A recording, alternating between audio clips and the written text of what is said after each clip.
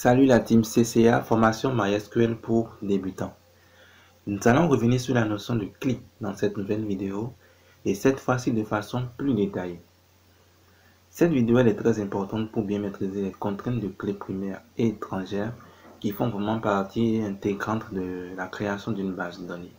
Je vous invite donc à rester jusqu'à la fin de cette vidéo. Alors, avant de rentrer dans le vif du sujet, si c'est la première fois que vous nous découvrez à travers cette vidéo, je vous souhaite donc la bienvenue dans la grande communauté Challenge Code Academy. Ici, nous apprenons, nous pratiquons et surtout nous codons facilement. Sur cette chaîne, vous pourriez bénéficier de tutoriels, de formations, d'astuces et de conseils dans plusieurs domaines tels que la programmation, l'analyse informatique et les bases de données. Alors, si tout ceci vous intéresse, je vous invite donc à vous abonner à la chaîne si ce n'est pas encore fait. Et surtout, n'oubliez pas d'activer la cloche pour faire partie des premières personnes à être informées de nos prochains tutoriels. Bien, entrons maintenant dans le vif du sujet. Pour vous rafraîchir déjà la mémoire, je rappelle que nous avions deux types de clés. Nous avions les clés primaires, d'accord, qui de façon simple nous permettent d'identifier une ligne de manière unique, et les clés étrangères qui garantissent la cohérence des données et permettent de gérer les relations entre plusieurs tables. Alors, c'est vrai que nous avons déjà brièvement étudié ces clés d'accord dans les vidéos précédentes, mais cette fois-ci, je vais revenir sur certaines précisions très importantes. Nous allons commencer par les clés primaires. Rappelez-vous, quand nous avons appris à créer les tables, nous avions dit qu'une clé primaire est une contrainte d'unicité, d'accord, composée d'une ou de plusieurs colonnes, et elle permet d'identifier de façon unique chacune des lignes de la table. Et donc, quand on regarde un peu cette définition, si vous avez suivi la vidéo précédente, vous avez certainement remarqué qu'il y a une forte ressemblance entre une clé primaire et un index unique. Alors, en fait, la clé primaire est un index unique sur une colonne qui ne peut pas être nulle. Quand nous déclarons par exemple une clé primaire correspondant grâce au mot-clé primary key, par défaut, cette colonne est systématiquement définie par MySQL comme étant une colonne non nulle, ce qui est bien sûr normal. Alors, je prends par exemple l'exemple d'une table que nous avions créée au sein de la base de données CCA, d'accord. Donc, je vais déjà me positionner rapidement sur la base de données CCA. Et donc, on affiche par exemple la description, donc describe. On va prendre l'exemple de la table formation par exemple. Alors, au niveau de la table formation, nous avions trois colonnes, d'accord. Et donc, la colonne code est la colonne qui a été désignée comme étant la clé primaire. OK, prix, d'accord, donc comme étant la clé primaire. Alors, comme vous remarquez de façon vraiment systématique, cette colonne est désignée comme étant non nulle en même temps. Et donc, même si vous ne précisez pas que c'est une colonne non nulle, une fois que vous avez précisé, d'accord, que la colonne ci est désignée comme étant une clé primaire, de façon systématique, cette colonne est désignée comme étant non nulle. Alors, non nulle, ça veut dire qu'on ne peut pas faire une nouvelle ligne d'enregistrement dans la table sans entrer une donnée au niveau de cette colonne-là. Et donc, c'est déjà la première information importante, d'accord, que je tiens déjà à vous rappeler au niveau des clés primaires. Mais par contre, il ne suffit pas de connaître le rôle d'une clé primaire, mais de savoir aussi comment la choisir. Et donc, bien les amis, cette partie, elle est vraiment très importante. Si vous choisissez des clés primaires par hasard, vous aurez vraiment de fortes chances de rater la conception de vos tables. Et donc, il faut bien choisir la colonne, d'accord, ou le groupe de colonnes qui doit représenter vraiment la clé primaire de la table. Elle est vraiment très importante comme étant cette partie, d'accord, le choix de la clé primaire au niveau de vos tables. Alors, je prends l'exemple d'une table apprenant qui doit comporter par exemple les informations des apprenants d'une école, notamment le nom, prénom, l'adresse, la date de naissance et l'email. Alors, un apprenant est donc identifié par les données que je viens de donner actuellement. Alors maintenant, si on doit choisir une bonne clé primaire, est-ce que le nom, prénom peut être une bonne clé? Alors évidemment non, parce que pour la simple raison que il y a de fortes chances qu'on ait vraiment des doublons. Donc il y a de fortes chances qu'on ait par exemple deux différents apprenants ayant le même nom et le même prénom également. Mais par contre, si on décidait d'ajouter l'adresse ou l'email ou la date de naissance, c'est vrai que la probabilité qu'on ait des doublons est très faible, mais elle n'est quand même pas nulle. Prenons par exemple le cas de l'adresse. Si on décide d'ajouter actuellement l'adresse, c'est qu'on aura nom, prénom, adresse qui représente le groupe de colonnes que nous voulons désigner comme étant notre clé primaire au niveau de la table apprenant par exemple.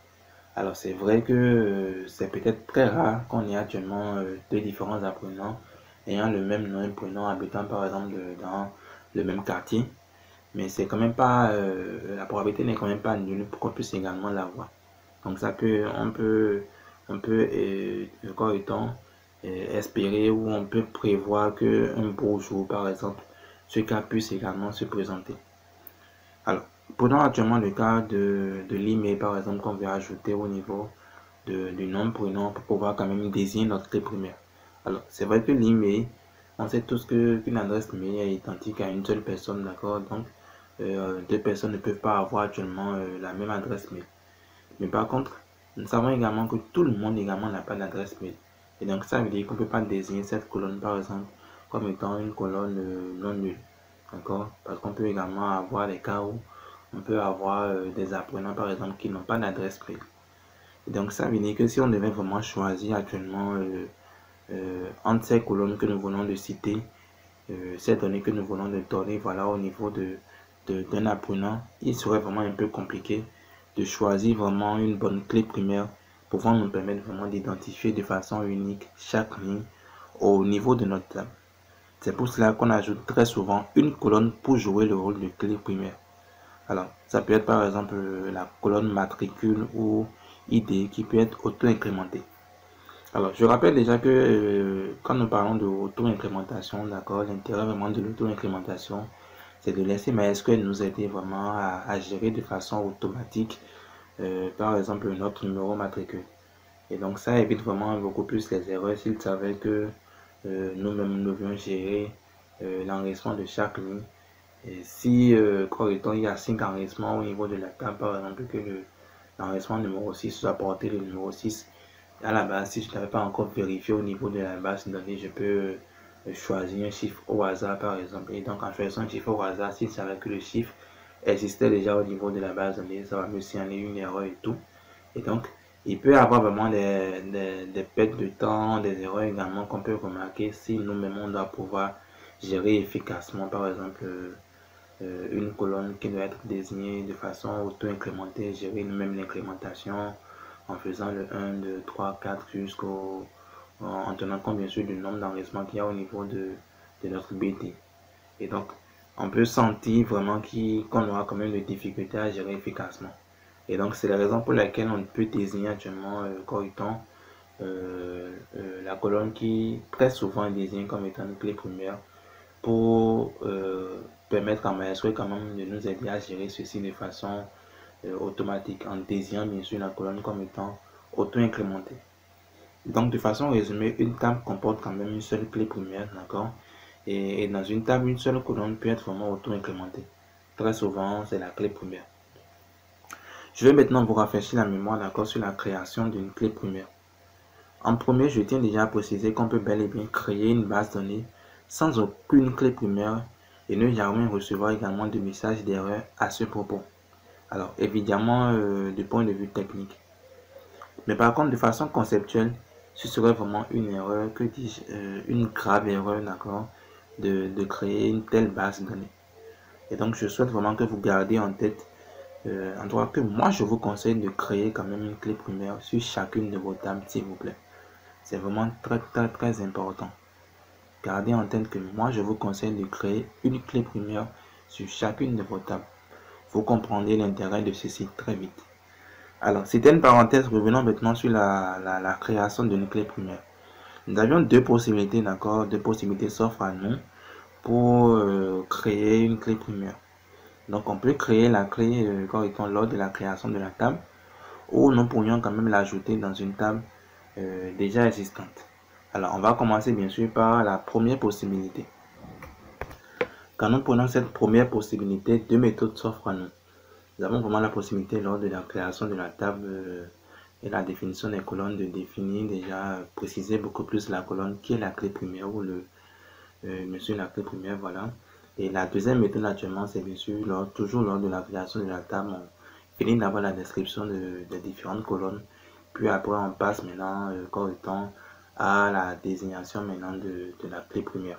En précisant bien sûr la colonne ou le groupe de colonnes concerné. Et donc, on va bien sûr adopter déjà la première méthode liée à notre première possibilité. Et je rappelle déjà que la première possibilité, c'est bien sûr de créer la clé primaire lors de la création de la table. Et donc, pour ce faire, nous allons créer ensemble une deuxième base de données. Donc, je vais déjà commencer par créer une deuxième base de données. Donc, on va mettre create database. On va appeler notre base de données GES étudiant. Alors, une fois qu'on a créé notre base de données, on va déjà commencer par sélectionner la base de données. Donc, use GES étudiant. Et on va maintenant créer notre première table en suivant bien sûr la première possibilité pour quand même vous rafraîchir la mémoire. Alors, donc, on va commencer par créer une table. On va créer une table filière. Et une filière est caractérisée par un code et un libellé chez nous. Donc le code, on pourra définir ça comme étant du test, où on pourra entrer nous-mêmes les informations en termes de filière. On peut prendre par exemple IG, informatique de gestion, on peut prendre MRH, management des ressources humaines, on peut prendre MAC, marketing et action commerciale, etc. Donc ça veut dire qu'on peut prendre actuellement le code et le libellé qui vont désigner beaucoup plus une filière chez nous. Donc ensemble, on va créer actuellement la table filière en suivant bien sûr la première possibilité. Donc je fais create table. Nous allons préciser bien sûr le nom de la table. Alors bien sûr, vous savez que vous pourriez ajouter l'option if not exist. On a déjà beaucoup plus vu cette précision d'accord lors de la création de la table sur l'une des vidéos précédentes. Et donc je vais continuer, je vais mettre actuellement le nom de la table qui est filière. Donc je mets filière. Et j'ouvre la parenthèse pour préciser maintenant beaucoup plus les différentes colonnes d'accord que nous devions avoir maintenant au niveau de au niveau de filière. Alors on a parlé de code et on a parlé de libellé. Donc je commence par entrer déjà la première colonne. Donc code. Je donne actuellement le type. Donc c'est varchar. On va préciser la taille, on va mettre juste la taille sur 5. Et comme on l'a dit, on va utiliser la première méthode qui nous permet de désigner déjà beaucoup plus la colonne qui sera la clé primaire. Et pour cela, on va juste ajouter le mot-clé primary key, d'accord, au niveau de la description de la colonne. Donc on va juste mettre primary.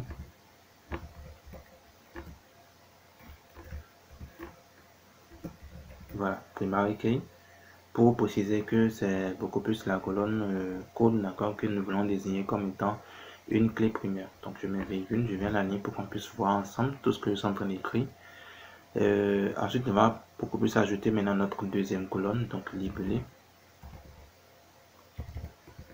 Le type varchar. On va prendre la taille, disons, 40 par 40, d'accord. Très bien, donc on va mettre point virgule. Et donc là, on vient de créer actuellement une table. On a utilisé une première possibilité qui nous permet de préciser lors de la description des colonnes, la colonne actuellement qui est considérée comme étant la clé primaire. Et nous, on a juste ajouté actuellement l'option, pour ne pas dire le mot-clé primary key, au niveau de la description de la colonne code. Et donc, on va déjà exécuter tout ceci pour voir si ça crée réellement notre table. D'accord, donc je copie déjà les trois pour que ça puisse déjà créer la base de données, sélectionner et nous créer également la table. Donc je colle.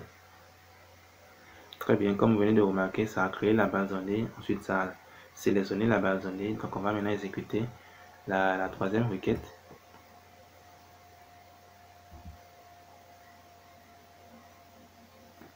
Très bien, donc ça a marché correctement. Donc on va maintenant faire un show table. Voilà, donc la table filière est bel et bien créée. Et là, on peut faire maintenant un describe pour afficher la description de la table. Donc describe sur filière. Et là, on vient de remarquer actuellement qu'on a bien mis créé code libellé avec les informations que nous avions entrées. Et donc, comme on l'a dit au début de cette vidéo, vous avez vu de façon systématique, mais est-ce qu'elle a défini déjà la colonne code comme étant une colonne non nulle? Alors que nous, on n'a pas désigné actuellement la colonne comme étant non nulle lors de la création de notre table. d'accord? Et donc de façon systématique, vu qu'on a précisé que la colonne code est la clé primaire de MySQL a désigné en mettant cette colonne comme étant non nulle, ce qui est bien sûr normal. Ensuite, ça a ajouté bien sûr la seconde colonne au niveau de notre table. Alors, remarquez déjà avec moi que ça, c'est beaucoup plus la première méthode que nous avions utilisée lors de la première possibilité qui est de créer, d'accord, de créer, voilà, la clé primaire lors de la création de la table, bien sûr, en ajoutant uniquement le mot-clé primary key. Alors, notons qu'avec cette méthode, vous ne pourriez pas créer une clé composite. Alors, une clé composite, c'est juste désigner un groupe de colonnes comme étant la clé primaire. Dans ce cas, c'est uniquement une seule colonne qui peut être désignée comme étant la clé primaire. Alors, par contre, au niveau de la deuxième méthode liée toujours à la première possibilité, vous avez la possibilité de désigner actuellement une clé composite, un groupe de colonnes comme étant la clé primaire. D'accord? Alors, au niveau de la seconde méthode, c'est beaucoup plus d'abord de terminer avec la description, donc la description des différentes colonnes de la table, puis après maintenant d'ajouter maintenant la contrainte de clé primaire, d'accord? Après la description des colonnes. Et donc à ce niveau, maintenant, vous pourriez également avoir toujours le même résultat. Et donc pour ce faire, on va toujours travailler au niveau de la base de données GES étudiant. On va créer ensemble une deuxième table que je vais appeler comme étant la table résidence. Et donc la table résidence va toujours comporter, disons, on va toujours comporter, on va prendre toujours un code et un libellé, mais cette fois-ci on va mettre code rest pour désigner quand même le code de la résidence, et on va prendre lib reste pour désigner également le libellé de la résidence. Mais cette fois-ci, on ne va pas désigner directement le code lors de la description du code, mais on va le faire quand même après les descriptions des colonnes. Donc ça me fait un create table. Donc on va mettre résidence. On ouvre la parenthèse. On va préciser les colonnes. Donc on aura le code test. On va prendre pourquoi pas toujours le type varchar. On va pas prendre ça comme étant une colonne auto-incrémentée. On va plutôt prendre ça comme étant une chaîne de caractères. La taille sera toujours 5. Cette fois-ci, on va ajouter maintenant notre deuxième colonne. On va prendre le lib reste pour des libellés de la résidence, d'accord, qui est également une chaîne de caractères de taille, disons, 35. Alors, une fois qu'on vient de faire maintenant la description ou les descriptions des différentes colonnes de notre table, on va maintenant ajouter maintenant beaucoup plus notre clé primaire, d'accord. Donc ça, c'est la deuxième méthode au niveau de la première possibilité. Donc je précise également ici que c'est déjà la première possibilité. Donc possibilité d'ajout de clé primaire. On va mettre plutôt possibilité 1 d'ajout de clé primaire. Et là, on a beaucoup plus vu actuellement méthode 1 de cette possibilité. Et là, c'est la méthode 2 que nous sommes en train de faire actuellement. Donc, je mets un peu d'espace. Donc, méthode 2. Très bien. Et donc là, maintenant, on va beaucoup plus ajouter maintenant la contrainte. D'accord? Donc là, on met juste le mot-clé constrainte. Alors, je précise bien sûr que nous ne sommes pas obligés de préciser actuellement le mot-clé constrainte. D'accord? Il n'est pas obligatoire dans ce cas. Mais par contre, on va quand même le mettre. D'accord? On va désigner également le nom de la contrainte, donc le symbole de contrainte. Vu que c'est une clé primaire, je vais prendre beaucoup plus l'option PK pour les primary key. Je vais mettre underscore et ajouter juste le nom de la table pour quand même me permettre de pouvoir identifier actuellement la contrainte concernée. Alors résidence, il y a peu. Très bien. Et ensuite, maintenant, je pourrais maintenant préciser le mot-clé primary key. Alors je vais aller à la ligne pour qu'on puisse voir l'intégralité de toute la requête. Donc je vais mettre primary key. Et là, maintenant, j'ouvre juste la parenthèse. Je vais préciser maintenant beaucoup plus la colonne qui est concernée par la clé primaire, la colonne que je vais désigner comme étant clé primaire. Alors, ça, c'est bien sûr la colonne ou le groupe de colonnes concernées, bien sûr. Donc, je peux même citer également toutes les colonnes concernées. Si c'est plusieurs colonnes qui sont un groupe de colonnes, voilà, qui est concerné par la clé primaire. Ici, actuellement, c'est le code rest. Donc, je vais juste préciser actuellement code rest. Voilà, donc, point virgule. Et donc ça actuellement c'est beaucoup plus la deuxième possibilité. Comme vous venez de voir actuellement, on n'a pas mis prémarqué au niveau de la définition de la colonne qui doit désigner la clé primaire, mais on a d'abord terminé la description des différentes colonnes et ensuite on est passé maintenant à l'ajout de la contrainte de clé primaire. Donc on va juste copier notre requête qu'on va tester et nous allons voir mais ensemble si ça nous crée la table, ça va pouvoir nous désigner CodeRes comme étant la clé primaire, d'accord, de cette table. Donc je colle. Donc ça, on dit la requête à exécuter correctement. On va rapidement faire un describe sur quoi étant résidence, bien sûr. Voilà, donc comme vous remarquez, ça a bien sûr créé actuellement les deux colonnes et ça a précisé bien sûr la colonne CodeRes comme étant la clé primaire. Très bien, donc chers amis, voici d'accord déjà les deux méthodes que vous pourriez utiliser bien sûr au niveau de la première possibilité. Je rappelle que la première possibilité c'est de définir la clé primaire lors de la création de votre table. D'accord, lors de la création de la table, définir la clé primaire. Et là, on vient de voir actuellement deux différentes possibilités, ou pour ne pas dire deux différentes méthodes au niveau de la première possibilité. Première méthode définir la colonne concernée déjà lors de sa description. Et bien sûr, là, c'est qu'une seule colonne qu'on peut prendre comme étant clé primaire. Et la deuxième méthode, c'est de définir d'abord, terminer avec les descriptions des différentes colonnes avant de préciser maintenant la contrainte de clé primaire. D'accord, ce qui a été effectif. Et à ce niveau, on peut désigner par exemple une clé composite comme étant clé primaire, c'est-à-dire prendre un groupe de colonnes comme étant une clé primaire. Alors, on va maintenant passer à la deuxième possibilité. Donc, possibilité 2. Donc, possibilité 2 d'ajout de clé primaire. Alors, au niveau de la deuxième possibilité, c'est bien sûr la table existe déjà, d'accord. Et là, on veut maintenant ajouter la clé primaire. Donc, la table existe déjà, là, c'est une table existante qui ne comporte pas encore de clé primaire. Et là, pour nous, maintenant, on veut beaucoup plus procéder à l'ajout de la clé primaire. Et donc, dans ce cas, on va d'abord créer la table sans clé primaire ensemble. Et ensuite, maintenant, on va beaucoup plus maintenant préciser la colonne qui sera comme étant la clé primaire. Donc, je prends actuellement une troisième table. Toujours au niveau de notre base de données, on a pris déjà l'exemple de filière de résidence.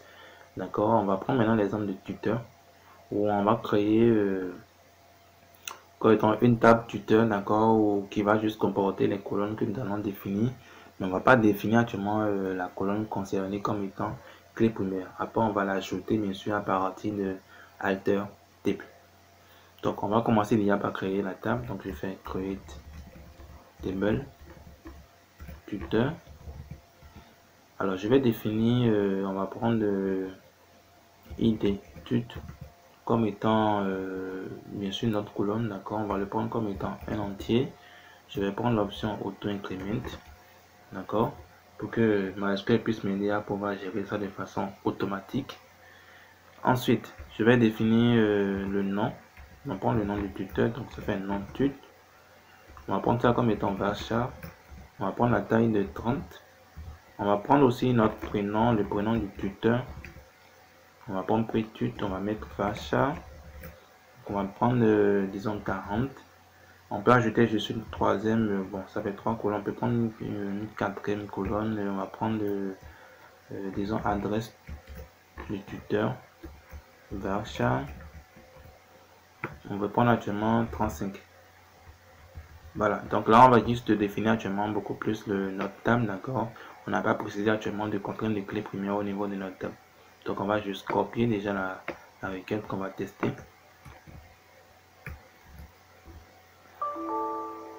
Bien sûr, alors comme vous remarquez, ça nous dit actuellement que comme étant la définition de la table n'est pas correcte. Qu'une colonne a été auto-incrémentée mais qui n'est pas définie comme étant une clé primaire, ce qui est bien sûr normal.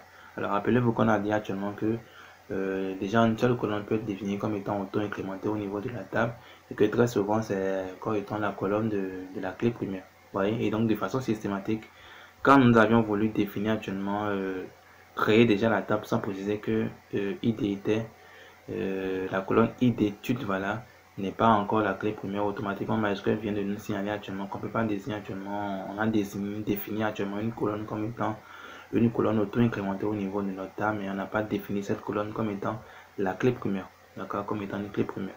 Et donc là, actuellement, c'est aussi actuellement une information très importante que vous devez également connaître. C'est l'une des raisons pour lesquelles on disait tantôt que l'auto-incrémentation nous permettait beaucoup plus de gérer de façon automatique, d'accord, cette colonne ou la gestion de cette colonne sans pour autant éviter les marges d'erreur. Mais par contre, quand vous ajoutez l'auto-incrémentation et que MySQL reconnaît quand même que c'est sur une colonne qui n'est désignée vraiment, qui n'a vraiment aucune contrainte d'unicité actuellement, systématiquement ça vous signale cela, d'accord, pour que vous puissiez désigner notamment cette colonne comme étant une clé première. Alors vous allez voir que si nous allons vu actuellement l'option de auto-incrément de façon systématique, notre requête va marcher correctement. Alors, on va déjà le faire ensemble, vous allez voir. Donc je vais bien sûr faire ça. Donc on peut ramener ça à la ligne, voilà, pour que vous puissiez voir déjà la requête de façon entière. Donc je copie, vous allez voir maintenant que quand nous allons exécuter cette requête, elle pourra marcher normalement parce qu'on n'a pas désigné bien sûr la colonne id d'études comme étant une colonne auto-incrémentée. Donc je le fais déjà vous. Voilà, comme vous venez de remarquer, ça nous dit automatiquement que la requête a marché correctement. Et donc là, c'était beaucoup plus pour bien sûr vous porter également une telle information. On peut déjà faire describe, vous allez voir, donc describe. Le nom de la table c'est tuteur. Voilà, donc ça nous a créé exactement les tables, mais au niveau de la clé primaire, ça n'a désigné actuellement aucune colonne, d'accord, comme étant la clé primaire. Nous allons maintenant ajouter la contrainte de clé primaire, d'accord. Donc là, on vient de désigner beaucoup plus comme étant les différentes colonnes, d'accord. On vient de remarquer, bien sûr, qu'on n'a pas encore désigné la clé primaire. Et nous sommes au niveau de l'option où on veut beaucoup plus ajouter comme étant la contrainte de clé primaire, bien sûr, au niveau d'une table existante. Donc on va bien sûr utiliser Alt Table, donc ça fait Alt Table. On va préciser le nom de la table, ça fait tuteur. Et là on veut beaucoup plus ajouter une contrainte de clé primaire, donc on fait Add Constraint. Et comme c'est une clé primaire, on va prendre bien sûr PK underscore, on va prendre le nom de la table tuteur. Et là maintenant beaucoup plus, comme on vient de dire, on va beaucoup plus choisir, on a précisé bien sûr que c'est une contrainte de clé primaire et préciser ensuite la colonne qui est concernée, donc là où le groupe de colonnes concernées. Donc on va mettre primary key.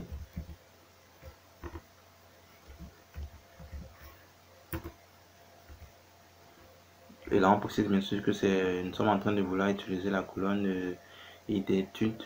Donc je mets id études, voilà, que nous voulons choisir comme étant notre clé primaire, d'accord, au niveau de la table. Donc là c'est bien sûr au niveau de la possibilité où la table existe déjà. Donc je colle beaucoup plus la requête, d'accord. Et donc on vient de tester actuellement la requête. On va maintenant réafficher la description de la table, d'accord, pour vérifier si réellement ça va nous désigner la colonne comme étant la clé primaire. Donc on fait rapidement describe tuteur. Et donc si vous remarquez correctement, vous allez voir ici la colonne était beaucoup plus désignée comme étant une colonne qui peut être nulle, d'accord. Et donc quand on vient d'ajouter bien sûr à partir de Alt Table une contrainte de clé primaire, donc Alt Table, le nom de la table, on a utilisé Add Constraint, on a précisé le nom de la contrainte, d'accord, le symbole de contrainte, on a précisé beaucoup plus primary key pour dire c'est une clé primaire qu'on vient ajouter, et on a précisé la colonne que nous sommes en train de choisir comme clé primaire. Alors une fois qu'on l'a fait de façon systématique, MySQL a désigné déjà beaucoup plus la colonne que nous avons choisie comme étant clé primaire, et ça en précisant maintenant que cette colonne est une colonne non nulle, d'accord. Et donc voici un peu les amis comment vous pourriez déjà ajouter comme étant une contrainte de clé primaire au niveau d'une table existante. Alors notamment on peut maintenant beaucoup plus préciser notre option auto-increment, d'accord, auto-incrémenter en précisant bien sûr que la colonne id études, voilà, sera gérée par MySQL en termes d'incrémentation automatique. Donc là je peux faire toujours Alt Type. On va prendre le nom de la table qui est tuteur. Et là, on va juste faire un modify. Alors, on va bien sûr préciser quelle est la colonne qui est concernée. C'est la colonne id tut, qui bien sûr est de type int. On va préciser auto-increment. Point virgule. Alors bien sûr là c'était bien sûr du type int, d'accord. On a juste précisé que c'est une colonne qui doit être auto-incrémentée. Donc je copie la requête, je colle, je teste la requête. Et donc comme vous venez de remarquer, ça a marché systématiquement parce qu'on a déjà désigné la colonne comme étant une clé primaire. Et donc cette colonne comporte déjà beaucoup plus de contraintes d'unicité. Et donc quand on a maintenant ajouté maintenant l'option auto-incrémentation en faisant une modification au niveau de la colonne concernée, systématiquement ça a marché. Donc si on réaffiche maintenant beaucoup plus avec describe tuteur, vous remarquez systématiquement que ça précise en même temps que la colonne est auto-incrémentée. Donc ça serait géré de façon automatique par MySQL. Et donc voici, chers amis, voici les grandes informations que je devais vous porter au niveau de la création d'une clé primaire. Donc on a vu la première possibilité, d'accord, qui consistait à ajouter la clé primaire lors de la création de la table. Et donc au niveau de la première possibilité, je vous ai montré deux méthodes. Une première méthode qui consiste à préciser, d'accord, au niveau de la description de la colonne en même temps concernée, que c'est la colonne qui désigne la clé primaire. La seconde méthode, c'est d'ajouter la contrainte de clé primaire après les descriptions des différentes colonnes. Par contre, au niveau de la deuxième possibilité, c'est de créer déjà la table sans les contraintes de clé primaire et d'ajouter par la suite maintenant la contrainte de clé primaire à partir bien sûr de alter table. Alors, on vient de voir beaucoup plus la création de la clé primaire. Je profite pour vous montrer déjà comment vous pouvez également supprimer une clé primaire, d'accord, au niveau d'une table. Alors, je prends par exemple l'exemple on a créé 3 tables. Supposons que je prends la table résidence. Donc, si je fais un describe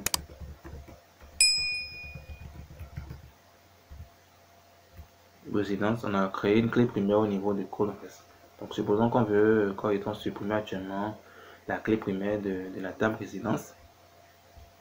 On va ensemble écrire maintenant beaucoup plus la requête qui va nous permettre de pouvoir faire ceci. Donc, je mets déjà en commentaire.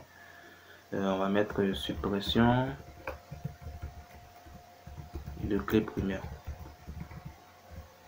Voilà, donc pour supprimer actuellement une clé primaire, on va ensemble voir déjà quelle est la requête qu'on peut utiliser. C'est bien sûr à partir de alter table. Donc on met alter table. On va préciser bien sûr le nom de la table qui est résidence.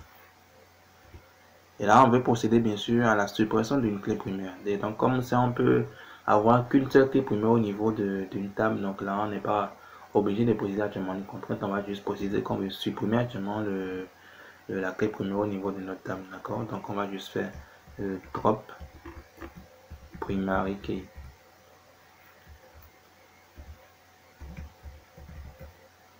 Point virgule, tout simplement. D'accord, donc on va juste copier notre requête.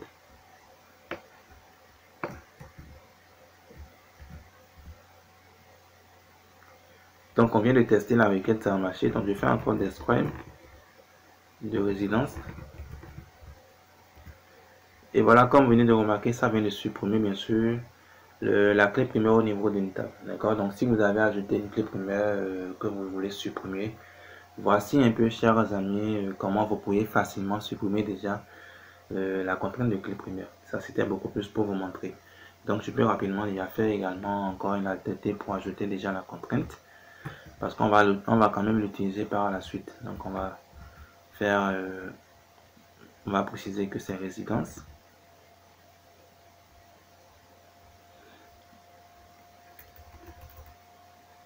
Donc, PK résidence. Et je vais préciser bien sûr le nom de la colonne qui est code rest. D'accord, donc alter table, le nom de la table résidence, add constraint, PK résidence, ensuite on a primary key et on a précisé bien sûr code rest comme étant la clé primaire. Donc quand je colle, donc quand je fais describe de résidence, voilà, donc vous venez de remarquer que je viens de réajouter actuellement la clé primaire. Donc je peux rapidement mettre ajout en bas pour qu'on puisse que vous puissiez facilement vous retrouver d'accord au niveau de votre fichier. Donc ajout de la clé, supprimer tout simplement. Très bien, et donc chers amis, on vient de voir beaucoup plus déjà comment vous pourriez ajouter et supprimer également une clé primaire. Passons maintenant aux clés étrangères. Je rappelle déjà que les clés étrangères, d'accord, vous permettent de vérifier l'intégrité de votre base de données. Et donc, grâce à elle, vous êtes vraiment sûr d'avoir les données cohérentes au niveau de votre base de données. Alors, je prends actuellement l'exemple au niveau des tables que nous avions au niveau de notre BD CCA. Donc, je vais me positionner sur CCA. On va prendre, je vais déjà réafficher beaucoup plus la description de formation. Donc, au niveau des formations, on avait beaucoup plus le code, le libellé et puis l'observation. D'accord? Alors, quand j'affiche rapidement le contenu de la table formation, donc select asterisk from formation, on constate qu'on a beaucoup plus d'informations liées. On a la précision sur le libellé de chaque formation ainsi que l'observation qu'il faut. Est-ce qu'il faut avoir obligatoirement un ordinateur ou toute autre information à titre d'information obligatoire? D'accord? Alors, je vais maintenant faire beaucoup plus, afficher le contenu voilà, de la table participant. Donc, je fais select asterisk forme participant. Voilà, donc au niveau de la table participant, je vais afficher le contenu. Et si vous vous rappelez, bien sûr, quand je fais un describe au niveau des participants, nous avons ajouté déjà une clé étrangère quand nous étions en train de créer la table participant. Donc, je fais un describe, vous allez pouvoir voir. Et donc, on avait beaucoup plus ajouté, voilà, code qui était beaucoup plus la clé étrangère au niveau des participants. Et donc là, je suis beaucoup plus en train d'attirer l'attention de tout le monde, d'accord, votre attention par rapport à l'importance d'avoir des clés étrangères au niveau de votre table. Et donc, au niveau de la table participant, on a les informations liées aux participants, mais on a beaucoup plus la précision également sur la formation que le participant a suivi. Alors, si on n'avait pas créé, par exemple, une table formation à part, ça veut dire qu'au niveau de la table participant, on va ajouter actuellement le libellé et l'observation également de la formation. Ça veut dire qu'on va pouvoir avoir le libellé qui montre bien sûr quelle est la désignation en clair de la formation que la personne a suivie, ainsi que l'observation aussi, d'accord, qui précise qu'il faut avoir un ordinateur obligatoirement ou toute autre information importante. Mais le fait qu'on ait déjà une table à part par rapport à la formation, vous avez vu qu'on a juste ajouté actuellement la colonne, d'accord, au niveau de notre table participant et de préciser bien sûr cette colonne comme étant une clé étrangère. Alors l'importance de ceci, c'est que quand je prends n'importe quel participant ici, à partir du code d'accord de la formation suivie par la personne, j'ai la possibilité de connaître de façon systématique la désignation en clair de la formation suivie par la personne ainsi que l'observation.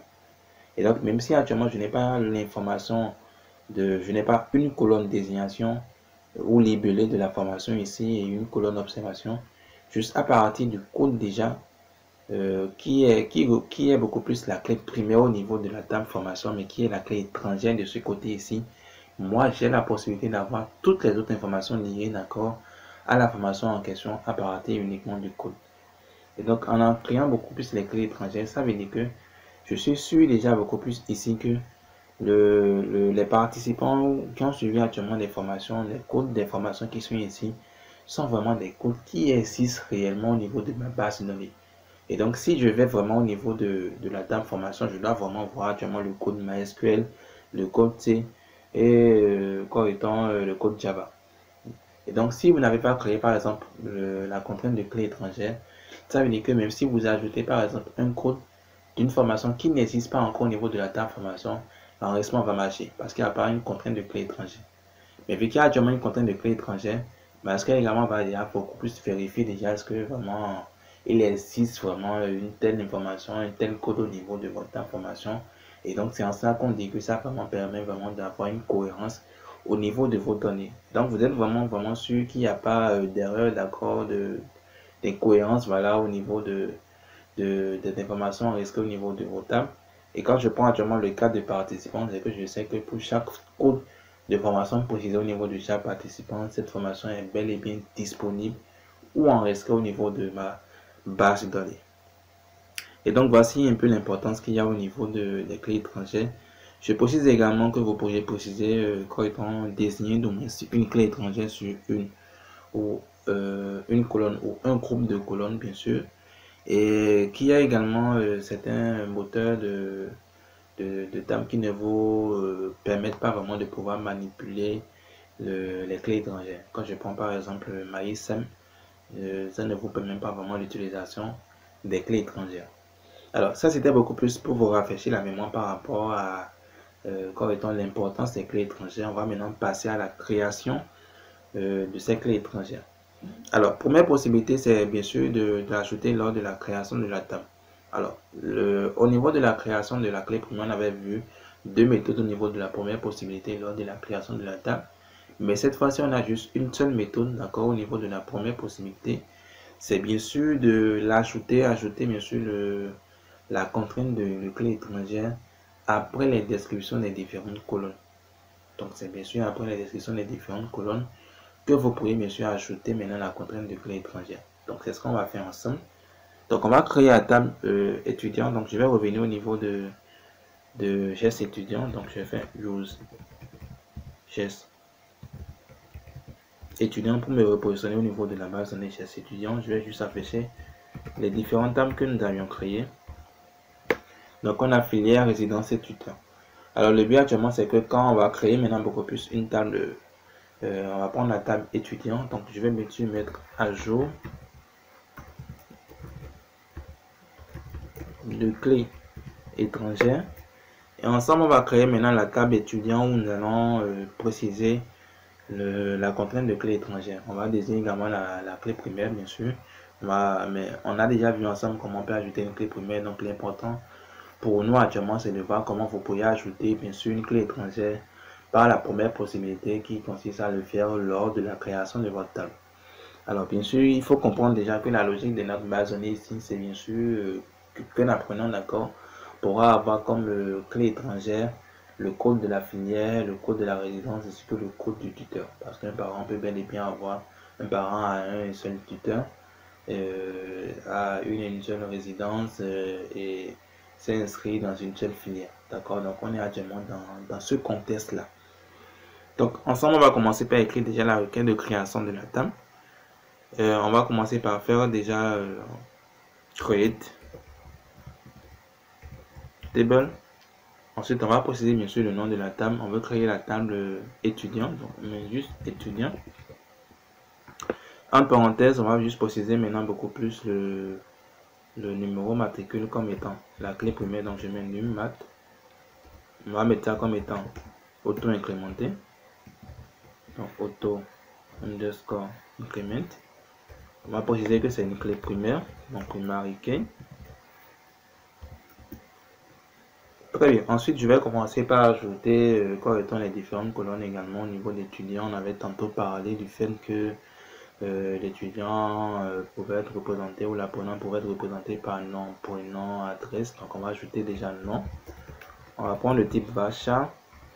La taille, on va prendre de 35 ou 30, pourquoi pas. Alors, prénom.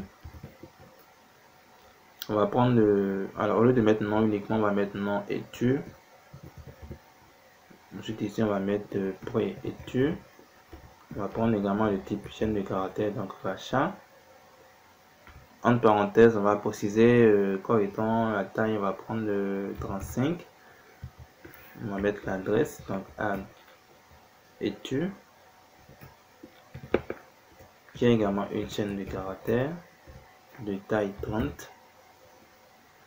Alors, quelle information on peut prendre actuellement? On va prendre comme dernière information, par exemple, la date de naissance. Donc, on va mettre date naissance, par exemple, de type date. Et nous avons parlé également de l'email tantôt. Donc, on va prendre l'email. On va prendre ça comme le varchar. On va prendre taille 30. Très bien. Donc, là, actuellement, je vais déjà agrandir un peu. Donc là, je viens de créer la table, donc créer type étudiant, on va préciser le numéro mat comme étant primary key, donc il y a un R qui manque bien sûr. Donc une colonne qui sera auto-incrémentée. Ensuite, on a précisé nom et tu comme étant une chaîne de caractères, prénom, adresse, date de naissance, l'email.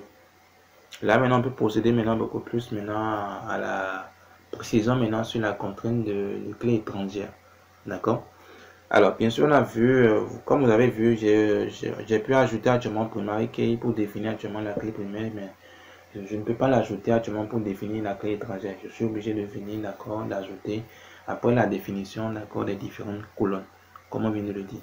Alors, nous, on ne va pas ajouter déjà les trois, comme étant les trois contraintes étrangères, les trois clés étrangères, on ne va pas l'ajouter en même temps. On va d'abord ajouter une première clé étrangère par la première possibilité. Et ensuite, je vais vous montrer maintenant la deuxième possibilité pour ajouter également une deuxième clé étrangère. Et ensemble, maintenant, vous pouvez maintenant ajouter la troisième clé étrangère en tenant compte, bien sûr, des possibilités que je viens de vous montrer, notamment de la deuxième possibilité. Donc voilà, on va commencer par préciser maintenant beaucoup plus la contrainte qu'on vient ajouter, d'accord, au niveau de notre table. Donc je mets constrainte. Ensuite, on va préciser bien sûr le symbole de la contrainte, donc le nom de la contrainte. Et comme c'est une clé étrangère, on va mettre FK pour désigner foreign key. On va mettre underscore pour mettre la première table qui est concernée, qui est étudiant. Underscore, on va prendre maintenant la deuxième table qui est concernée, qui est filière. D'accord. Alors à la base, c'est juste, disons, une règle d'écriture, d'accord, et que personnellement j'utilise pour pouvoir désigner actuellement mes contraintes de clé étrangère. Quand c'est clé primaire, je mets juste PK, underscore, le nom de la table concernée. Mais quand c'est une clé étrangère, je mets juste FA. FK nous underscore, je précise bien sûr les différentes tables concernées, séparées par underscore. Et là, on vient de préciser actuellement le symbole de la contrainte. On va maintenant mettre foreign key pour préciser clé étrangère. Ensuite, il faut maintenant qu'on puisse préciser bien sûr quelle est la colonne que nous sommes en train de vouloir étudier. D'accord. Alors, rappelez-vous déjà, je reviens rapidement au niveau de MySQL. Je fais des swipes sur la table filière pour que vous puissiez déjà voir les différentes colonnes que nous avions. Donc, on a code et le libellé. Et donc, c'est bien sûr le code que nous voulons ajouter au niveau de la table étudiant comme étant une clé étrangère. D'accord. Et le code ici est de type varchar 5. Et donc, si vous devez maintenant l'ajouter ici comme étant une clé étrangère, c'est que vous devez d'abord l'ajouter comme étant une colonne d'abord au niveau de la description de vos colonnes. D'accord. Et donc, avant que nous on ne précise ça ici maintenant, je reviens encore au niveau de ma requête et je vais maintenant préciser la colonne en question. Très important. Vous comprenez maintenant? Et donc, quand je viens là maintenant, je mets juste code. Et je vais respecter exactement les informations que j'ai portées d'accord au niveau de la description de la colonne, au niveau de filière. C'est aussi très important. C'est la raison pour laquelle je ne l'ai pas fait de façon automatique. Je suis d'abord venu à ce niveau pour attirer l'attention de tout le monde dessus, d'accord? Et là, vous allez voir, c'est exactement les informations définies ici que je vais utiliser. Donc, je vais mettre varchar. En parenthèse, je précise la taille 5. Et je mets maintenant ma virgule. Oups. En dehors de la parenthèse, bien sûr. Voilà. Donc là, on vient d'ajouter maintenant, bien sûr, le code. D'accord? Et là, je viens de préciser, bien sûr, maintenant que c'est une contrainte de clé étrangère, je vais ajouter. Donc, ça va être constrainte FK étudiant filière. Et vu que j'ai déjà ajouté le code ici, je peux maintenant préciser d'accord la colonne qui est concernée ici. Et donc, je peux maintenant mettre code. Et vu que j'ai mis code, maintenant, il faut maintenant que je puisse préciser d'accord la référence. D'accord, quelle est la table qui est en train de vouloir nous renvoyer actuellement comme étant cette information, cette donnée là. Donc là, je mets référence. Et là, je précise le nom de la table concernée qui est bien sûr filière. Et en parenthèse, je précise maintenant quelle est la colonne concernée. D'accord? Donc c'est bien sûr la colonne code qui est concernée. Et là, on vient juste ajouter actuellement beaucoup plus comme étant notre contrainte de clé étrangère. Donc rapidement, je réexplique. Je précise bien sûr les différentes colonnes qui sont concernées. D'accord? Au niveau de ma table étudiant. Donc notamment, j'ai défini chaque colonne, ainsi que la colonne qui doit désigner également la clé étrangère. Et donc au niveau de l'ajout de la contrainte de la clé étrangère, j'ai mis constrainte, préciser le symbole de la contrainte. D'accord. Ensuite, on a précisé foreign key, on a précisé la colonne qui est concernée. Ensuite, on a précisé beaucoup plus la référence en donnant bien sûr la table comme étant qui est en train de vouloir nous envoyer sa clé étrangère, d'accord, ainsi que la colonne qui est en train de représenter la clé étrangère chez nous là-bas. Et donc là, c'est vraiment très important. Et donc, vu qu'on vient ajouter également les contraintes de clé étrangère au niveau de la table étudiant en précisant résidence et tuteur, on va déjà commencer par ajouter également ces colonnes également au niveau de la description de la table avant d'exécuter notre requête. Donc je fais déjà describe au niveau de résidence. Donc code reste, je vais juste ajouter code reste ici, qui est bien sûr de varchar 5. Donc je mets varchar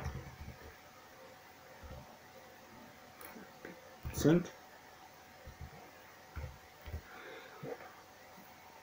Ensuite, on doit ajouter également pour le tuteur, donc je fais describe tuteur. Et donc au niveau du tuteur, c'est bien sûr le id tut. Donc je mets juste id tut qui est de type int, tout simplement. Voilà, donc là je peux maintenant rajouter la ligne et c'est tout. Donc je vais agrandir un peu pour qu'on puisse tous voir déjà la requête qu'on vient d'écrire ensemble. Donc là, lors de la création de la table, on a fait créer thème étudiant. On a précisé bien sûr chaque colonne numat entier auto-incrémenté primary key. Ensuite, on a ajouté les autres colonnes, donc nom de l'étudiant, prénom de l'étudiant, adresse de l'étudiant, la date de naissance, l'email, le code, d'accord. On a précisé également le code de la résidence ainsi que l'idée du tuteur. Ensuite, on a ajouté une contrainte de clé étrangère, d'accord, uniquement au niveau de filière, d'accord. Là, maintenant, on va beaucoup plus coller notre copier de la requête. On va coller à ce niveau. Et donc, ça nous précise bien sûr, d'accord, qu'au niveau de référence, qu'on a beaucoup plus une erreur. Donc, on ira ensemble déjà identifier rapidement quelle est l'erreur en question. Bien sûr, donc, on va rapidement revenir déjà. Donc, ça nous a signalé, d'accord, une erreur au niveau de la ligne numéro 4. Voilà, donc au niveau de la ligne numéro 4, 1, 2, 3, 4, on a précisé la contrainte de clé étrangère. Alors, on va mettre bien sûr la colonne concernée entre parenthèses. Alors, au niveau de filière, je précise bien sûr, on peut faire des scribes pour qu'on puisse déjà voir bien sûr quelle est la colonne que nous avons utilisée au niveau de filière. Voilà, donc c'est bien sûr le code. Donc, voilà, donc je l'exécute.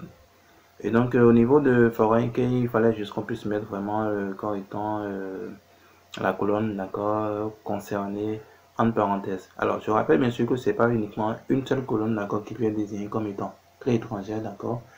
Notamment, on peut également avoir un groupe de colonnes. Et donc, il était vraiment très important qu'on puisse mettre la colonne, d'accord, au niveau des parenthèses, d'accord. Alors, je vais déjà faire description de la table étudiant, donc describe.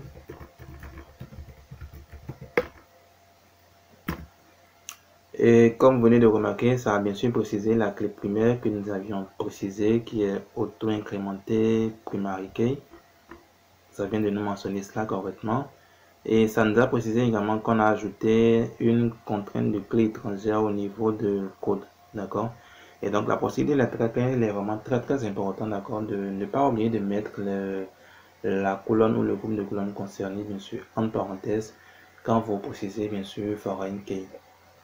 Alors, chers amis, on vient de voir actuellement la première possibilité pour ajouter une clé étrangère, bien sûr, lors de la création de la table. Alors, bien sûr, la deuxième possibilité, comme vous l'aurez déjà compris, c'est d'ajouter maintenant la contrainte de clé étrangère, bien sûr, au niveau d'une table qui existe déjà. Donc, la table existe déjà, et là, on voulait ajouter maintenant la contrainte de clé étrangère, notamment à partir de alter theme. Donc là, on a ajouté déjà la contrainte de clé étrangère au niveau du compte de la filière, d'accord. On peut l'ajouter maintenant au niveau de la résidence, par exemple. Donc on va le faire ensemble. Donc on fait alter table. Le nom de la table c'est étudiant. Alors on va ajouter une contrainte de clé étrangère. Donc on fait add constraint. On va préciser bien sûr notre symbole de la contrainte. Donc ça fait fk underscore le nom de la première table étudiant underscore le nom de la seconde table c'est résidence. D'accord, donc on va maintenant préciser foreign key.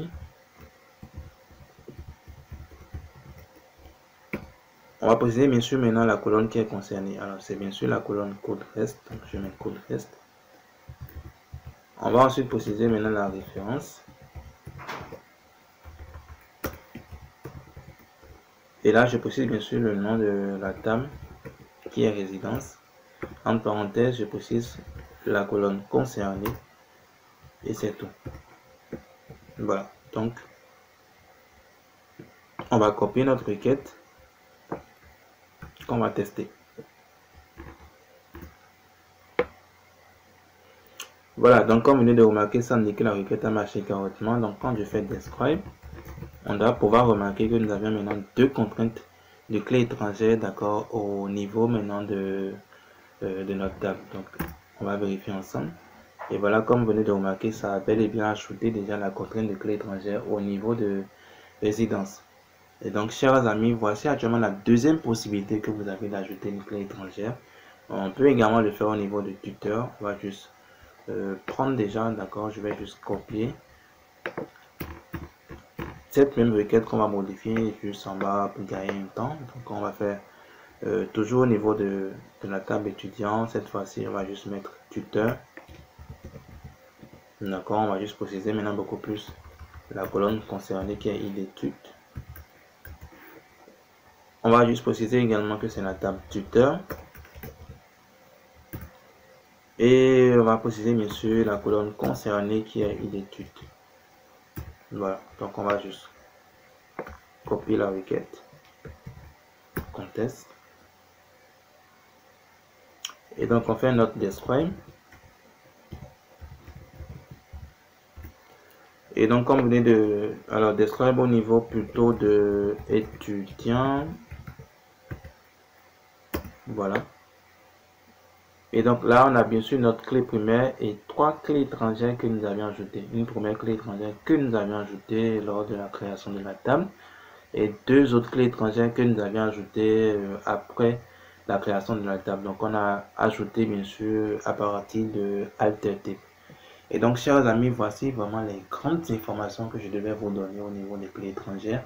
Je vais profiter également pour vous montrer comment vous pourriez aussi supprimer une clé étrangère vu que je vous ai montré comment vous pourriez supprimer une clé primaire. Et donc quand vous voulez supprimer également une clé étrangère, c'est bien sûr à partir de AlterType. On va ensemble faire ça. On va supposer qu'on veut supprimer actuellement la contrainte de clé étrangère sur id-tut par exemple.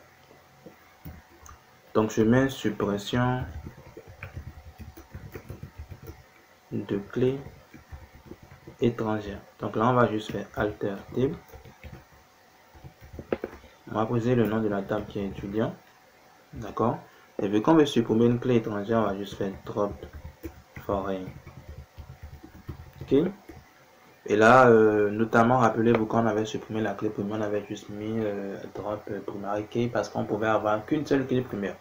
Au niveau de la clé étrangère, on peut avoir plusieurs clés étrangères, donc il faut qu'on puisse préciser d'accord le nom de la contrainte, donc le symbole contrainte de la clé étrangère que nous sommes en train de vouloir supprimer. Et vu qu'on veut supprimer actuellement la clé étrangère définie au niveau de id-tut, donc on va juste prendre le nom d'accord de la contrainte que nous avons définie, donc le symbole contrainte que nous-mêmes nous avions défini. Donc on va le mettre, on va mettre point virgule. Donc on va copier et tester notre requête. Voilà, donc ça me dit la requête a marché correctement. Donc si je fais un describe au niveau de étudiant, on va pouvoir remarquer que la contrainte des clés étrangères qui est en bas doit pouvoir s'enlever. Donc je teste. Alors ça a mis AlterType. Voilà que ça a marché. Alors n'ayez aucune contrainte, d'accord. Je vais rapidement vous expliquer un peu ce qui s'est passé. Alors c'est vraiment la dernière information très importante que je devais vous donner au niveau de cette vidéo, d'accord. Alors vous avez certainement remarqué qu'on a exécuté déjà la requête, d'accord, qui nous permettait bien sûr de supprimer quand même la clé étrangère, d'accord, qui a marché. Et quand vous venez au niveau de la description, vous avez remarqué que ça nous a toujours affiché bien sûr qu'il y avait toujours comme étant la clé qui était encore disponible. Alors, je voulais déjà vous préciser que quand vous créez déjà une contrainte une clé d'accord au niveau de la colonne, est-ce que vous créez déjà un index au niveau de la colonne en question, d'accord. Alors, Rappelez-vous la vidéo précédente sur les index. Si vous n'avez pas encore suivi la vidéo précédente, je vous invite vraiment sur la vidéo précédente, vous allez mieux comprendre la notion d'index. Et donc, quand vous venez actuellement supprimer la clé étrangère est bel et bien supprimée. D'accord? Mais par contre, l'index que MySQL a créé sur votre colonne est toujours disponible. C'est la raison pour laquelle vous avez remarqué actuellement que ça vous a toujours mentionné au fait qu'il y a actuellement une présence toujours d'index au niveau de la colonne. Et donc, n'ayez pas de tout peur, la colonne, votre requête marche toujours correctement. Et donc, on peut afficher actuellement ceci, vous allez voir, je vais juste faire un show created pour afficher la requête de création de la table. Et donc, comme vous venez de remarquer, je vais défiler. Voilà. Et donc, comme vous venez de remarquer, ça a bel et bien supprimé actuellement notre clé étrangère. Ça a laissé uniquement la clé étrangère sur filière résidence. Mais par contre, l'index qui a été ajouté par défaut est toujours disponible. D'accord? Et donc, on a toujours l'index qui est disponible au niveau de d'études. C'est la raison pour laquelle, quand nous avons fait describe, on a remarqué que c'est toujours là. Et donc, quand vous supprimez votre clé étrangère, vous pourriez maintenant supprimer l'index aussi en question. Donc, on fait juste Alt T. D'accord? Et là, vous faites juste drop index et on donne toujours le nom de l'index. Donc je copie, je colle, ce qui est bien normal, d'accord, parce que on a quand même utilisé Alt T pour pouvoir faire la suppression de l'index. Alors c'est beaucoup plus une erreur commune qui vient très souvent aux débutants, d'accord, au niveau de l'administration des bases de données quand ils veulent supprimer un index. Généralement, on a tendance à vouloir appliquer le Alt T, d'accord, pour pouvoir le faire, parce que généralement, c'est que quand on veut faire une modification au niveau d'une table ou faire un changement rapide au niveau d'une colonne ou faire un ajout de contrainte et tout, on peut utiliser Alt T. N'oubliez pas qu'au niveau de la vidéo précédente, on a vu quand même comment nous pourrions créer d'accord un index à partir de create index. Et donc, si vous voulez supprimer l'index, il faudrait que vous utilisez beaucoup plus maintenant la requête drop index. Et donc, j'ai beaucoup plus utilisé actuellement le Alt T parce que j'ai eu l'occasion de traiter quand même avec plusieurs débutants à ce sujet qui ont quand même eu tendance à vouloir utiliser ceci. Et donc, le dire oralement n'était pas vraiment pertinent. J'ai souhaité quand même l'écrire pour que vous puissiez également voir le type d'erreur que ça pourra vous renvoyer à partir de MySQL. Et donc, gardez surtout en tête que Alt T vous permet bien sûr de pouvoir effectuer des modifications au niveau de votre table, notamment ajouter une contenue de clé primaire, une contenue de clé étrangère, faire des modifications au niveau d'une colonne, changer le nom d'une colonne, etc. et tout. Mais par contre, au niveau des index, si vous devez supprimer actuellement l'index, c'est beaucoup plus utiliser actuellement la requête qu'on va écrire actuellement ensemble, d'accord, qui va vous permettre de pouvoir maintenant faire la suppression de l'index. Je notifie également que si vous n'avez vraiment aucune information par rapport à l'index, je vous conseille vraiment de suivre la vidéo précédente. Vous allez mieux comprendre ce que c'est que l'index et l'intérêt des index encore au niveau de MySQL. Très bien, alors je crois que je vous ai maintenant beaucoup plus donné les grandes informations que j'ai attiré l'attention de tout le monde sur certaines erreurs communes qui viennent très souvent, d'accord, lors de l'exécution des requêtes SQL. Et donc là, c'est plutôt d'écrire drop index, le nom de l'index, d'accord, et de préciser bien sûr le nom de la table. Donc one, on est au niveau de la table étudiant. On copie. Et voilà. Et là maintenant, si je fais un describe au niveau d'étudiant, vous devez remarquer maintenant que ça a bien et bien supprimé maintenant, d'accord, comme étant notre indice. Voilà, donc chers amis, j'espère que je vous ai pas trop cassé la tête actuellement. Ça a tendance à être un peu compliqué, mais il n'y a rien de compliqué, d'accord. Alors si j'ai voulu quand même attirer votre attention sur certaines erreurs, c'est vraiment très important parce que je juge actuellement que c'est beaucoup plus intéressant de vous montrer l'erreur que de le dire oralement. Parce que le dire oralement, quand vous n'êtes pas forcément confronté à cela, vous n'avez pas vraiment voir l'intérêt de la procédure de travail. Et donc voici un peu le contenu que je devais vous donner au niveau de cette vidéo. J'espère que vous avez cerné vraiment les grandes informations qu'il faut au niveau des clés primaires et des clés étrangères, d'accord. Je tiens encore à vous préciser, d'accord, que n'oubliez pas que quand vous créez une clé au niveau d'une table MySQL, vous créez par défaut un index également sur la clé en question, d'accord. Et donc au niveau des clés étrangères, si vous supprimez actuellement la clé étrangère à partir de Alt T, bien sûr, vous mettez drop foreign key Il faudrait également supprimer après l'index également que MySQL a créé, d'accord, au niveau de la colonne. Sinon, vous aurez toujours l'index qui est toujours disponible là. Et donc, si vous voulez utiliser actuellement le même index actuellement au niveau d'une autre contrainte que vous voulez recréer, vous risquez d'avoir une erreur de logique, d'accord, une erreur de contrainte. Et donc, vous pourrez supprimer la clé étrangère et supprimer également l'index. Je tiens à vous rappeler également que pour la suppression de l'index, c'est bien sûr la requête drop index que vous devez utiliser, d'accord. N'utilisez pas alt theme drop index comme le font beaucoup ont l'habitude de faire, parce que comme on a l'habitude de mettre add constraint et au niveau de l'ajout des contraintes, on a l'habitude d'ajouter des colonnes, add colonne et puis drop colonne. Ça ne marche pas comme ça également au niveau des index. Voici les grandes informations que je devais vous porter. Je vous conseille encore une dernière fois de suivre la vidéo précédente sur les index. Vous allez pouvoir mieux comprendre tout ce qui a été dit, d'accord, au niveau des index, d'accord, à ce niveau. Alors, chers amis, je crois que vous avez vraiment eu les notions importantes qu'il faut au niveau de clés primaires et étrangères. Nous pouvons maintenant aborder les choses sérieuses dans la prochaine vidéo, d'accord, en parlant bien sûr des jointures. Et donc, chers amis, portez-vous très bien. On va se dire à très bientôt.